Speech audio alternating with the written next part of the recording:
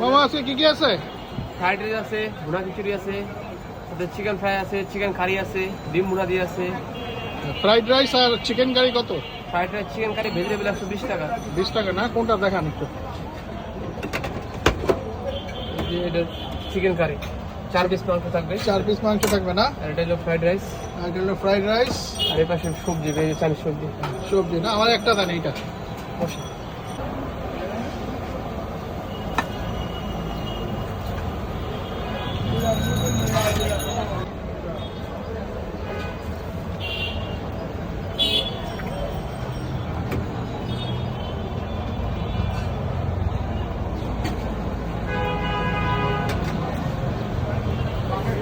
Fried rice, সবজি আর হচ্ছে 4 piece মাংস দিয়ে চিকেন কারি। এটা প্রাইস হচ্ছে 120 টাকা। 120 টাকা।